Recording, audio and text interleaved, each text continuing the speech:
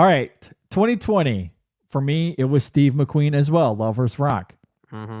The next year, Denis Villeneuve for Dune. Have I talked about how I love those movies? Have I mentioned that on this you haven't episode articulated yet? it very well. I thought you hated them.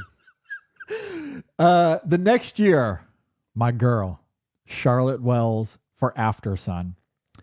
Following up the next year, Christopher Nolan, of course, Oppenheimer. The next year, 2024, Ramel Ross for Nickel Boys.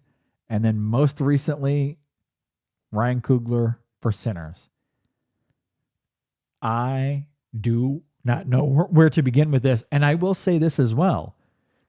I know it was a weird year. Lovers Rock, Steve McQueen directs the ever-loving shit out of that movie. It is incredible, that movie. It's visually incredible. I agree. Titillating. I don't love every entry in the Small Axe saga, but that movie especially that one rules. Is amazing. Yeah, that one's great. I agree. They're not all perfect. But Lovers Rock, is that pretty damn perfect. Yeah. That one is, I agree.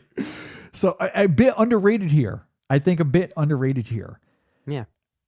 I literally wrote an essay on AFTERSUN and Charlotte Wells' direction.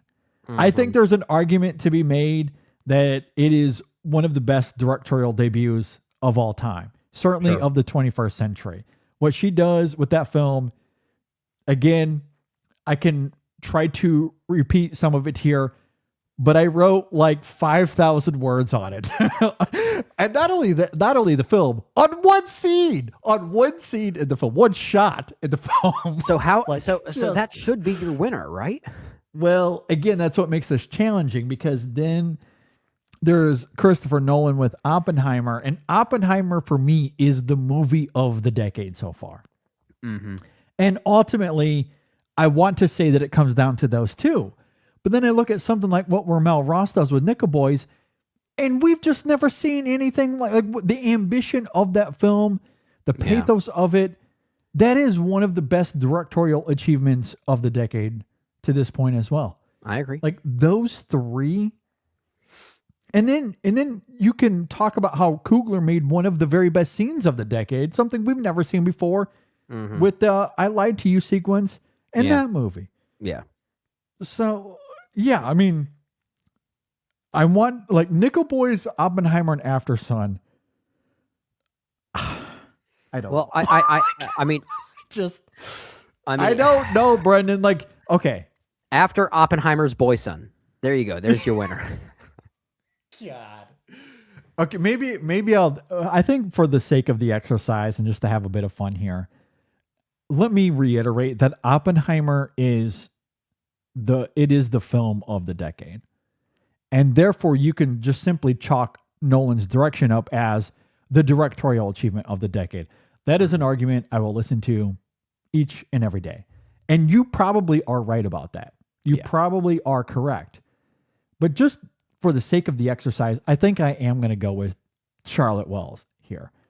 I mean, I'm not surprised by that. Blown away. Like the way that you're blown away about Petite Maman is exactly how I feel about AFTERSUN. Yeah. I cannot wrap my head around. I refuse to believe this was a directorial debut. Yeah, and sometimes there's just no way. Sometimes you have to reward a great director not just because of the technical craft on display, but also the way it emotionally connects with you and what they're doing to emotionally move the story along. Like that is how they function as both technical skill setters, but also storytellers is something we also have to think about. And I think we're both picking movies that hit a certain emotional trajectory of what it means to tell a story in a certain way. Yes. And to give credit to Charlotte Wells here, because the story itself is going to have a level of poignancy to it. It is a heartbreaking narrative. Yeah. Given what plays out. And then you have the performances at the center and Paul Mescal and what he does with that character, devastating. It is heartbreaking, just that alone.